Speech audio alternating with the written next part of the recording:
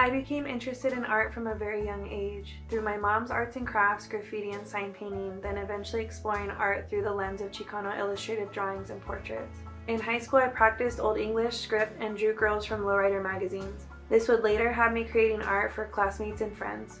I would fantasize about painting cars and creating art, but had no real idea of how to pursue it. It wasn't until I was exposed to tattooing when I was 16 that I knew that was going to be my new dream. I had never desired anything so badly, and through the feedback I sought out from tattooers, I learned to diversify my subject matter. Around 2010, my course at Chabot Community College allowed me to sharpen my skills at realistic drawings, specifically portraits that focus on texture and emotion while still trying to keep the elements of Chicano imagery and style that inspired me. I built up pieces through class assignments, and I would carry this portfolio around in my minivan everywhere. I would show anyone who talked about art, and I would even have nightmares that my car would get broken into and it would get stolen. Showing my drawings led me to the opportunity to meet Amy and Chamuco of Amor Eterno.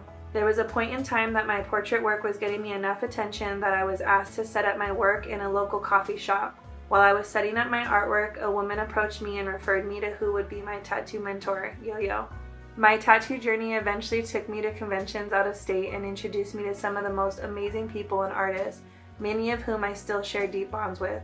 I was taking a lot of trips to San Diego and LA, and my friend Roach introduced me to my sign paint mentor, Alfonso. This also led me to picking up a can and learning a couple tricks for spray paint. From there, Dime out of Oakland gave me the opportunity to shadow her on her mural work for some more experience behind the can.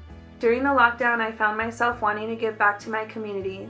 Armed with one of the tools in my belt, my love for people and portraits, I found that painting boarded up storefronts could help honor the Black Lives Matter movement and uprisings for George Floyd.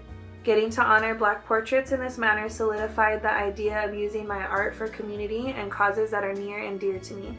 Through these contributions in my spray paint journey, I was able to meet and paint with amazing and historic graffiti writers from the Bay Area, all of whom taught me so much more about myself and gave me yet another window to appreciate life through art.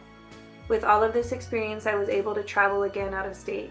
Since my work in spray paint had such great momentum, it sparked a stronger belief in myself that there is no limit to what you can learn and achieve. This reignited my interest in card paint. An old friend from Boston introduced me to my mentor Rigo. I interviewed with Rigo and let him know how serious I was about learning every medium. Through my belief in iron sharpens iron, I landed the job. I learned prep, bodywork, paint basics, and more. I've since taken some extra classes to further my artistic abilities in the application of card paint. All of these bricks laid a road that brought me to the place I am now, Los Angeles. LA is and has always been the motherland for all things art and culture for me. Since I've relocated here, I've been learning, pushing, and fulfilling my dreams that I've held since childhood.